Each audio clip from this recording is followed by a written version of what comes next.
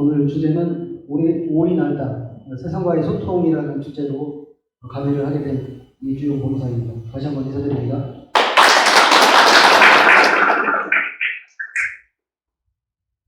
이 그림 뭐가 떠오를까요? 혹시 백조? 네, 맞습니다. 이게 옛날 동화죠. 미운 오리 새끼. 네, 덴마크 출신 한스 크리스티안 안데르센의 단편 동화 미운 오리 새끼입니다. 이 동화를 제가 캡처한 이유는 우선 내용은 잘 알고 계시겠지만요. 다른 오리는 노란색이지만 저 큰 오리는 회색이면서 못생겼습니다. 그래서 평범한 다른 새끼들과 달리 미움을 많이 받고 괴롭힘을 당하면서 저 미운 오리는 무리에서 떠나서 떠돌아다니기 시작합니다. 주변의 멸시, 무시, 괴로움, 힘겨움 다 이겨내고 추운 겨울을 지나고서 봄에 물가에 갔는데 자신의 모습을 보고서 깜짝 놀라게 되죠. 알고 보니까 자신은 오리가 아닌 백조였던 겁니다. 미운 오리는 백조 무리들과 함께 세상을 날아올라 자유롭게 세상을 돌아다니면서 또 살게 되었다는 내용인데요. 세상을 날면 어떤 점이 좋을까요? 세상을 날면요, 오리들, 땅을 기반으로 살아가는 오리들과 달리 세상을 보는 신비한, 또 나아가서 다른 사람과의 나아가는 길들, 또 다양한 생활 패턴들을 조감도로 세상을 보기 때문에 훨씬 더 다양한 세상 둘러볼 수가 있고, 그러므로 인해 가지고 더 많은 기회들이 찾아올 수 있는 겁니다. 오늘 강의할 주제는 올인하다 세상과의 소통입니다. 주제로는 법무사로서 하는 일과 밖에서 바라보는 법 이야기라는 내용으로 진행을 하겠습니다. 세상과 소통하면 무엇이 좋을까요? 나에게 이런 점이 있을까요? 세상과 소통하면 정치, 또 경제에 대한 다양한 정보를 얻을 수가 있습니다. 그 데이터를 통해서 정보를 분석하고 각종 흐름과 경제 지표를 알게 되겠죠. 그걸 알면 뭐가 도움이 될까요? 부와 관련된 예리한 시각을 갖게 됩니다. 지금보다 더 나은 신비한 통찰력을 통해서 힘을 얻게 됩니다. 그 힘은 다양한 방법으로 표출이 됩니다. 오늘 강의를 들어보시면서 법무사가 그 힘을 얻을 수 있는 것인지, 또 나는 그 힘을 얻기 위해서 세상과 소통할 준비가 되어 있는지 잠시 생각해보는 시간 가져보시기 바랍니다. 호텔링의 법칙 혹시 들어보셨나요? 네, 호텔링의 법칙은 미국의 경제학자 헤럴드 호텔링이 1929년에 논문에서 제안한 개념인데요. 한마디로 요약하면 사업 등에 있어서 최적의 입지 조건을 설명하는 그런 법칙입니다. 자, 보세요. 여기가 해변입니다. 해운대 해변이라고 생각하시고, 해운대 해변 중간에 빨간 아이스크림 가게가 개업을 합니다. 중간에. 거기가 가장 최적의 장소라 생각하고, 빨간 아이스크림 가게를 하나가 개업을 했어요.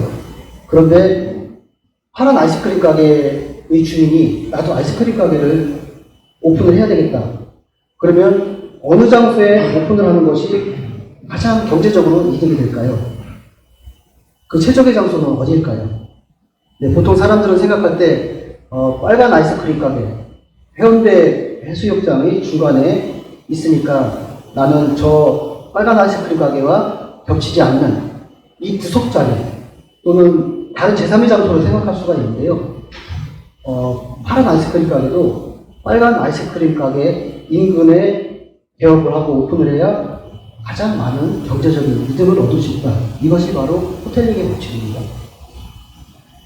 사람들은 거리에 대한 편리성을 가지고 자신에게 가까운 곳에 가서 물건을 구매하는 성향이 있습니다. 또 경쟁업체들은 최적의 장소라고 하는 상권에 오픈을 해서 상권을 형성하고 최고의 이득을 얻으려고 노력을 하죠. 이것을 보통 동종업계의 밀집 현상으로 나타나는데, 결국 이렇게 동종업계가 밀집해서 한 장소에 있다 보면 다 죽는 거 아니냐 생각하는데 그렇지 않습니다. 이렇게 아이스크림 가게가 빨간 아이스크림 가게, 파란 아이스크림 가게가 있는데 여기에 제3회, 제4, 제5 이렇게 아이스크림 가게가 오픈하게 되면 여기가 이제 최대의 상권으로 부각이 되고 랜드마크가 됩니다. 사람들은 그래 거기 가면 아이스크림 가게 많아. 그래서 다들 이쪽으로 모이게 됩니다. 결국에는 여기에 있는 사람들만 오게 되니까 그 수입을 안분해야 되는 거 아니냐라고 생각할 수 있지만 더 많은 사람들이 해변에 있는 사람뿐만 아니라 다른 데 있는 사람들 또 해변이 아니라 여기에 놀러왔던 사람들까지 이 아이스크림 가게로 오면서 수입은 더 많이 창출된다는 것들이 호텔링의 법칙이라고 합니다. 호텔링의 법칙 사례들이 있죠. 강릉 커피거리 있습니다. 요 춘천 닭갈비거리도 있고요. 속초 아바이마을도 있습니다. 청주 같은 경우는 제가 알기로는 복대동에 횟집이 쭉 나란히 있는 곳도 있고요. 또 학원가가 몇집 지역도 있습니다. 또 법조타운도 사실은 이 호텔링의 법칙과 맞아 떨어지는 그런 논리다라고 보시면 되겠습니다. 이 호텔링의 법칙은 하나의 이론입니다. 이 법칙대로 100% 된다 말할 수가 없습니다. 이렇게 동종업계가 밀집되어 있는 지역은 최적의 입지 조건이 될 가능성이 높습니다. 또 최대의 수입을 창출해낼 수 있는 기회 많아지는 게 사실입니다. 우리는 왜 같은 업계가 같은 지역에 모여 있는지 생각해 보셔야 됩니다.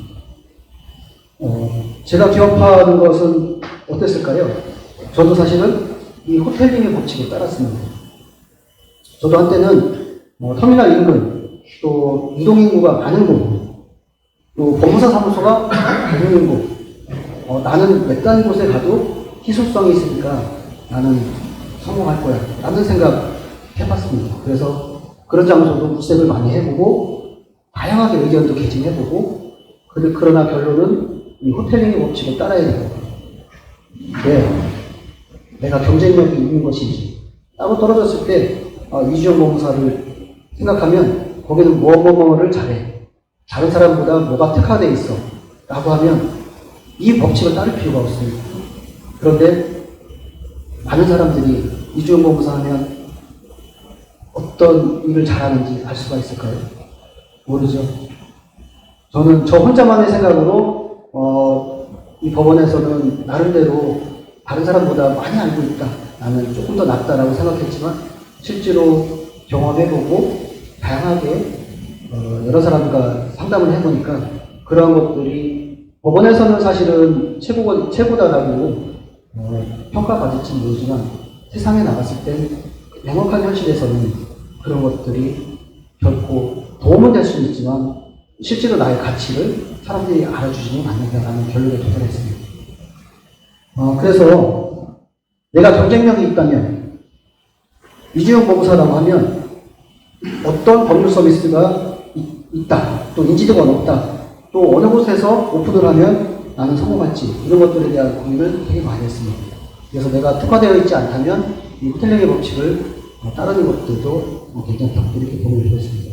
저는 2017년 12월 31일에 명예퇴직을 하기 전에 법원에서는 나는 무엇을 할 수 있는 사람인가, 또 순수한 나의 경쟁력은 어디쯤 와 있을까 고민을 많이 했습니다. 그래서 그것들을 이루어내기 위해서 세상과 소통을 하면서 나의 실력을 한번 정리해보자 라는 생각으로 이제 블로그를 시작하게 되었는데요. 블로그 글 쓰는 거 사실은 단순한 것 같지만 내가 법원에 있는 법원 스타일이 아니라 제3의 사람들, 이 법을 모르는 사람들이 봤을 때 그래 재미도 있고 나름대로 정보도 있고 의미도 있네 이런 것들을 갖춰내는 게 쉽지만은 않더라고요. 그래서 그런 부분들 혹시라도 이제 세상과 소통할 준비가 되어 있다면 블로그를 통해서 세상과 나만의 문을 좀 만들어 놓으시면 좋겠다라는 생각을 해봅니다. 비용을 잠깐 얘기해 드릴게요. 이제 나올 때 제가 명예퇴직 수당을 1억여 원 정도 받았던 걸로 기억합니다. 퇴직금 말고 미리 나올 때 명예퇴직 수당이라는 걸 주더라고요. 그래서 그걸 한 1억여 원 정도 받았는데 이 돈으로 이제 사무실 임대 비용 4천여만 원, 그리고 인테리어 설비 3천여만 원, 나머지는 생활비나 이제 기타 부채 변제로 이렇게 썼던 기억이 납니다. 그리고 사무실을 오픈한 후에 오픈한 후에 저는 혼자 한 2달 정도 일을 했고, 그 이후에 여직원을 면접을 통해서 이제 채용을 하고, 또 이제 사무장님도 이제 섭외를 해서 지금의 3인 체제를 구축하게 되는데요. 중요한 순서가 있습니다.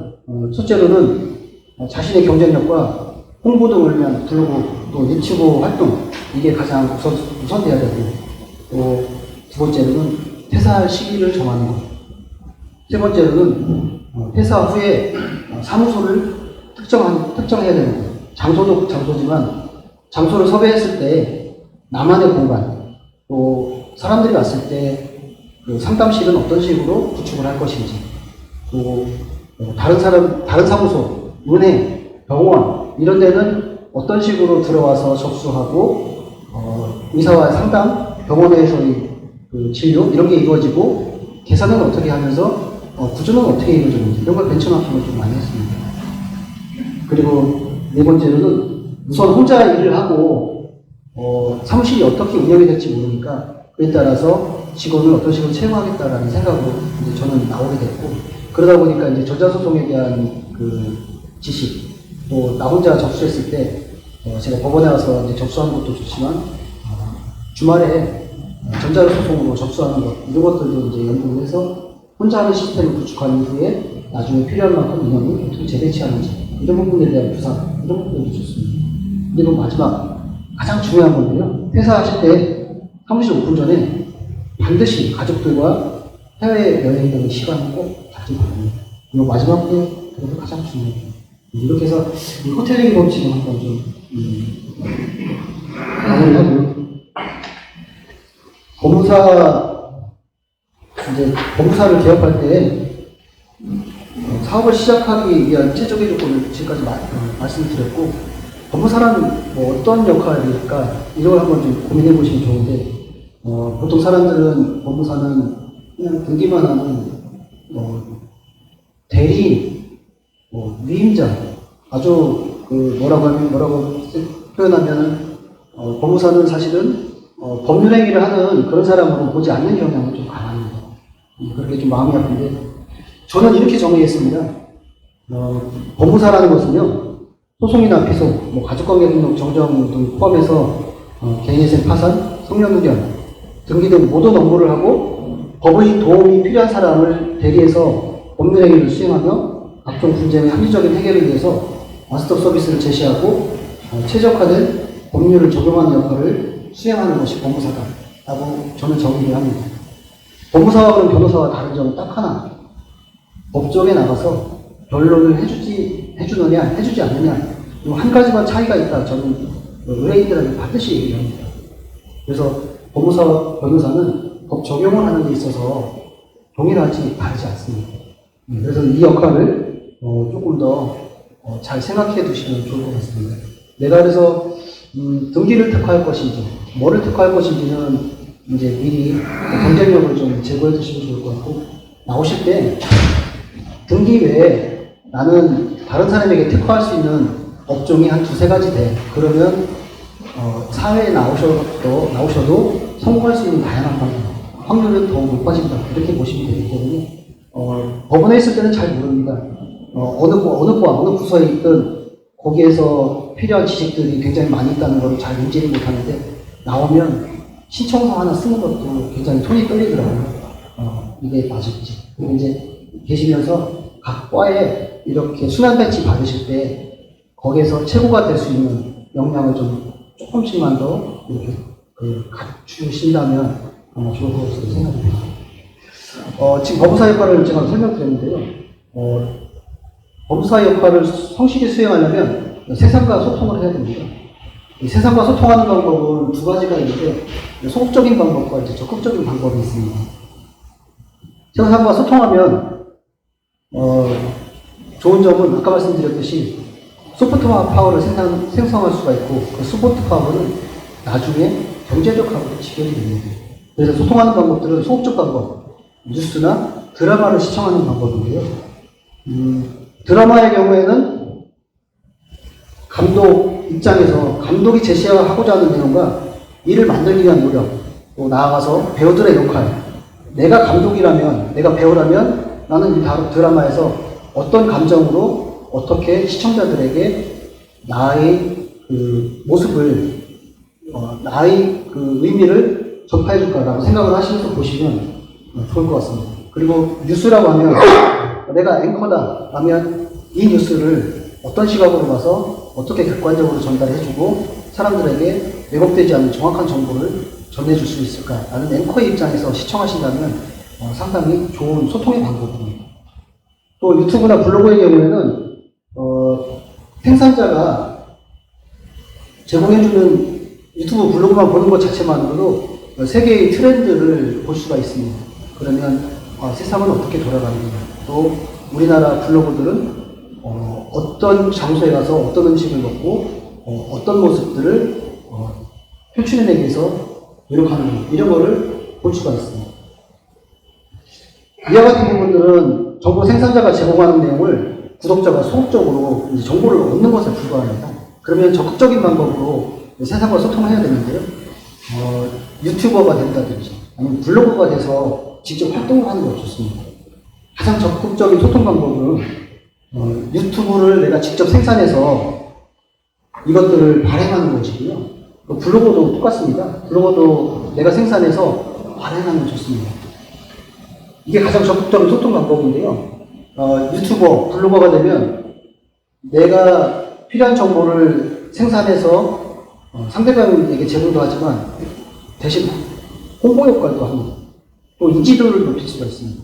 인지도를 높인다는 것은 유튜버, 저 사람, A라는 사람의 유튜버를 보면 이 사람이 추구하는 방향, 정보 이런 것들이 있기 때문에 그거를 하려면 A라는 유튜브를 보면 돼. 그래서 그걸 통해서 나에게 전화가 오고 그것을 수임을 하고 비용을 창출하면서 사건을 해결해 준다고 하면 적극적인 소통 방법도 되면서 나에 대한 홍보 또 수익까지 창출해낼 수 있는 것입니다.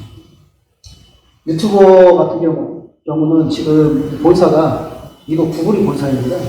그래서 유튜브를 하면 어떤 이점이 있느냐면 유튜브를 사람들이 많이 시청하잖아요.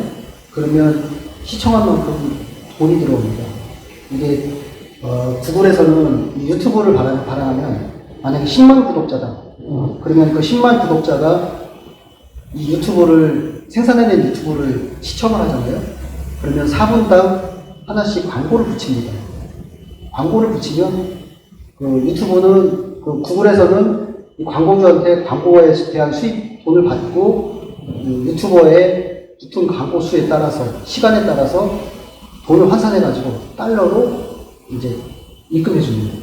실제로 그래서 10만 유튜브다, 100만 유튜브다, 또 구독 시간이 엄청 많다. 그러면 어떤 유튜버를 크리에이터라고 하는데 어떤 유튜버 같은 경우는 한 달 수입만도 몇천씩 됩니다.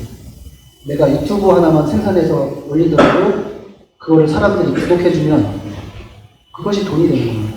그래서 사람들이 항상 유튜브를 보면 구독, 좋아요, 알림 설정을 꼭 해주면 정보 생산에 힘이 됩니다. 꼭 이런 얘기 하죠. 본인입니다. 많이 시청하면 내가 돈을 벌 수 있는 구조가 이 유튜버거든요. 그래서 유튜버도 정보를 생산하고 나를 홍보하는 역할도 하지만 결국에는 돈과도 직결되어 있기 때문에 이런 부분들도 활용하면 좋습니다. 블로거는 어떨까요? 블로거 중에 파워 블로거라고 있습니다. 파워 블로거는요, 글을 쓰기만 하면 사람들이 벌떼처럼 모여듭니다. 그 글을 보려고. 그래서 사람들이 그 파워 블로거한테 업체가 의뢰를 하죠. 우리 가게 와서 한번 먹어주고 홍보 좀 해주세요. 그러면 한 번 글 써주는데 많은 경우에는 몇백만 원씩 줍니다. 글 하나 써줍니다. 사람들은 그 글을 써주면 블로거를 보고서 거기가 핫 아이템이다.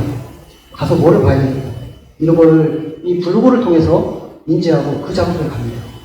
자기도 블로거가 추천했던 음식점에 가서 이거 먹으니까 어떻더라. 계속 그 음식점에 대한 호평들이 계속 쏟아지게 되죠. 블로거. 그래서 유튜버나 블로거 돈을 많이 벌 수 있는 사람들 중에 하나라고 보시면 돼요. 저도 유튜브를 통해서 사람들이 의뢰가 들어옵니다. 저 거제도에서도 와요. 제주도에서도 유튜브로 전화했다. 어떤 내용이 있던데 어떻게 하면 됩니까? 그러면 직접 오지 않아도 상담해서 수임하는 것이 굉장히 많습니다. 그래서 세상과 소통하면 이제 경제력하고 연결되어 있기 때문에 다양한 방법들, 이런 여러 가지 소통 방법을 통해서 경제력을 얻을 수 있다라고 비교되는 그런 형태이기 때문에 세상과 소통하는 방법을 잘 생각해 주시면 될 것 같습니다. 조금 더 빨리 진행할게요. 네, 그래서 제가 법원에 있을 때 법을 적용하는 거와 밖에서 나갔을 때 어떻게 적용하느냐 이런 부분들이 좀 많이 혼동이 생겼었습니다. 초기에 사례를 한번 살펴보면요. 처음에는 이 사람이 거제도에서 전화를 했었어요. 제 유튜브 이제 상속인 수색 공고 이걸 보고 전화를 했대요. 그래서 상속인 수색 공고를 하려고 하는데 의뢰를 좀 드리고 싶다 그러더라고요. 그래서 상속인 수색 공고라는 건 사실은 상속재산 관리인이 선임이 되어 있는 상태에서 수색 공고가 이루어져야 되는데 그럼 상속재산 관리인 선임이 되어 있느냐 했더니 안 돼 있다고 하더라고요.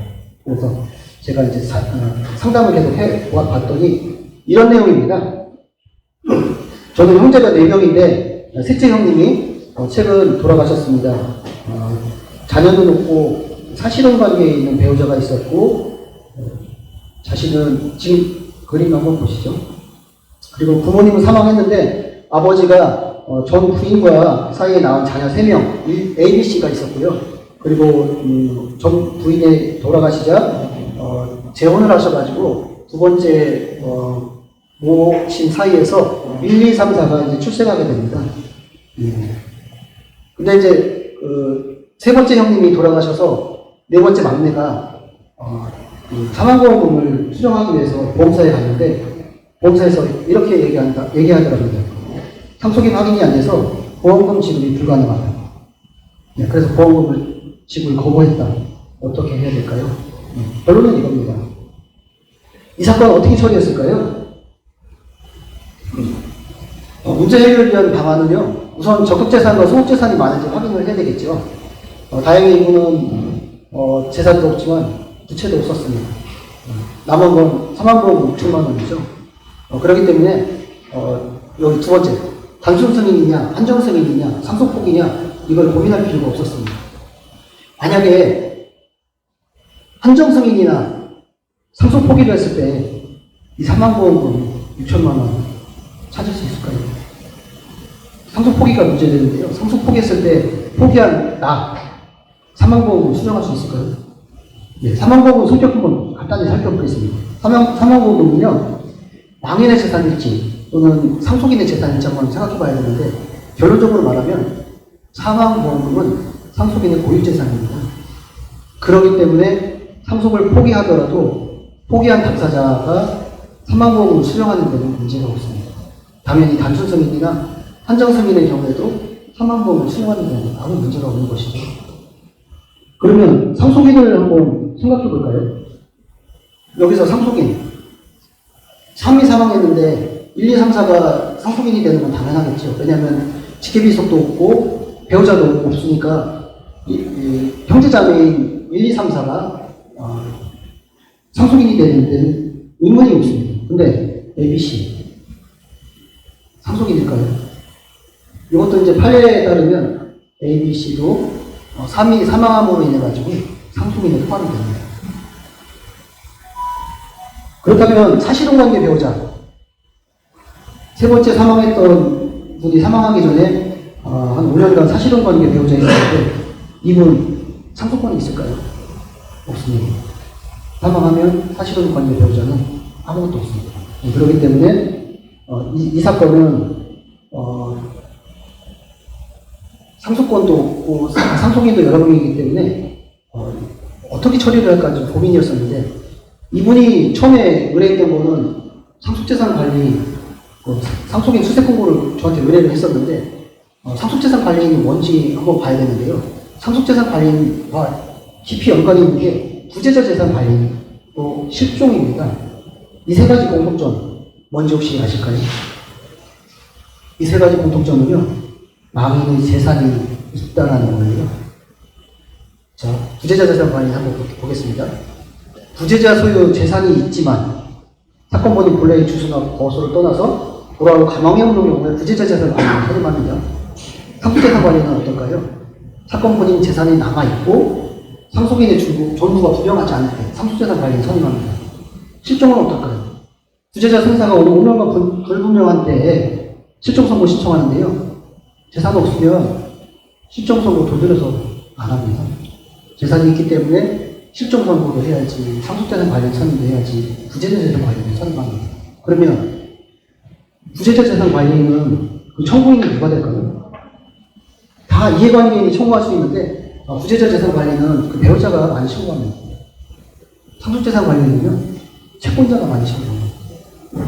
실종은 이해관계인이 있는데 이 이해관계인은 배우자와 1순위 상속인이 이해관계인인데 가끔 가다가 배우자나 1순위 상속인이 자녀는 청구 안 하는데 다른 분들이 청구하는 경우가 있어요. 그럴 경우에는 청구하는 부분을 나중에 상당히 상세히 소명해야 되고 법원에서 인정이 돼야 이제 실종선고 심판을 진행할 수가 있습니다. 상속재산 관리인 아까 잠깐 설명드리겠습니다.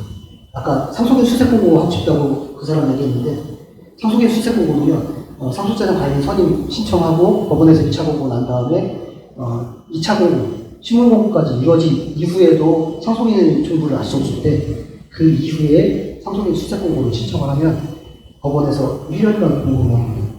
그래도 사람이 안 나타난다? 그러면 상속재산은 부여 신청이라는 게 있어요. 이해관계인들이 진짜 나는 사망자를 위해서 부양을 했고 요양을 했기 때문에 나한테 요양비 줘야 돼. 그런 사람들 혹시 나타날 수 있으니까 상속재산 부여 신청했다가 그 사람도 없다. 그러면 국고 기습 조치가 들어갑니다. 그래서 이분 같은 경우는 결론적으로 한번 말씀드릴게요. 어떻게 해결해 줬냐면요. 첫째, 둘째에 대해서는요, 실종선고로 저희들이 신청을 해야 된다라고 이제 설명드렸습니다.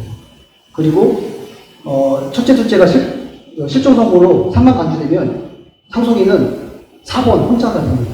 문제는 저 ABC인데, 보험회사에서 ABC에 상속인이 있을 수 있으니까 이 부분을 반드시 확인받아라라고 했는데, 아니 ABC는 호적상 다 사망으로 처리되어 있는데 상속인들을 문제들을 저희들이 확인을 하나요? 그래서 저희들은 이렇게 실종 선고가 끝나면 막바로 보험사를 상대로 보험금 지급해달라는 소송을 내면 좋겠다라고 의견을 제시했습니다. 그리고 이 보험금 소송 청구 소송할 때 주의할 게 뭐죠? 사망 후에 3년 이내에 청구가 돼야 됩니다. 그래서 사망한 지 지금 좀 됐으니까 실종 선고하고 나면은 3년이라는 기간이 거의 임박할 수 있거든요. 3년이라는 기간이 지나지 않은 시점까지 보험금 청구 소송을 해야 이 3만원, 6천만 원 받을 수가 있습니다. 이거 처리하는 거 쉽지 않죠. 그러면 이런 부분들은 다른 사람, 변호사들도 잘 처리 못합니다. 이거 비용 얼마나 받아야 될까요? 그거는 나중에 여러분들이 나오시면 생각해 보시기 바랍니다. 그리고 법원에서의 법 적용, 제가 한 5분 내로 다시 끝내야겠습니다. 사례가 있습니다. 부친이 한 달 전에 돌아가셨습니다. 상속폭이나 한정승인을 하고 싶은데 그냥 무엇부터 해야 되나요? 이렇게 물어보는 경우가 많이 있습니다. 그리고 부친이 3년 전 사망했는데 최근 소장을 받았습니다. 어떻게 해야 될까요? 또 법원으로부터 승계집행문 부여 통지 받았습니다. 어떻게 해야 될까요? 이렇게 물어보는 경우가 많이 있습니다. 첫 번째, 두 번째, 세 번째, 네 번째, 굉장히 빈번하게 발생되는 사례인데 각 사례마다 수수료는 조금씩 달라질 수가 있습니다.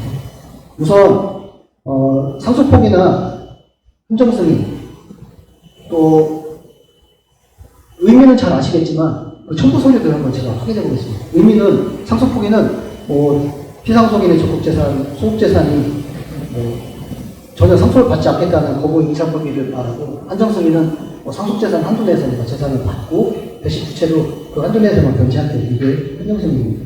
근데 서류들 한번 제가 그런 내용도 다 아시리라 생각이 되고요. 사망자 재산조회 신청을 하게 되면 사망자 재산조회는 동사무소 가서 하시면 됩니다. 사망자 재산조회 신청을 하면 이 재산조회 통합처리 신청 접수증을 줍니다. 이렇게 접수증을 주면요, 접수번호가 한 10자리가 부여가 되거든요. 접수증 10자리가 부여가 됩니다. 그러면 그걸 가지고 사무소에서 이렇게 금융감독원에 들어가가지고 사망자 재산조회 신청을 해주면 됩니다. 그때 이 사망자 재산조회를 신청을 해주면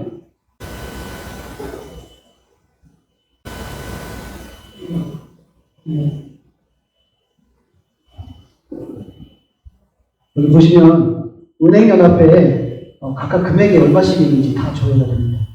국민은행, 기업은행부터 해가지고 취업, 우측표까지 이것이 저독재산이기 때문에 재산등록에 반드시 이걸 다 기재를 해줘야 됩니다. 만약에 법률 대리인 내가 여기서 한 가지라도 누락이 됐다. 그래서 나중에 채권자 측에서 이걸 가지고 알고 있는 채권인데도 불구하고 채권 정보들이 그렇지 않아서 이 부분 한정승이 취소해주세요라고 소송이 들어오면 깨진 확률도 있어요. 그러니까 대리인 입장에서는 굉장히 꼼꼼하게 체크를 해줘야 됩니다. 이 부분들 그래서 대리인이 그런 부분들을 잘 체크를 해주셔야 되는 부분이고요. 중요한 건 이게 부채도 여기에 다 확인을 할 수가 있습니다.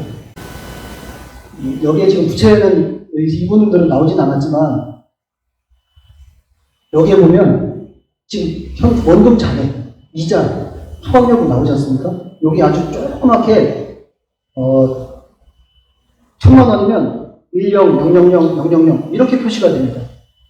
이게 100만 원인지 1,000만 원인지 잘 파악해야 되고 아주 조그만 글씨가 나오기 때문에 의뢰인은 이 부분까지 굉장히 상세히 신경을 쓰셔야 되는 부분입니다.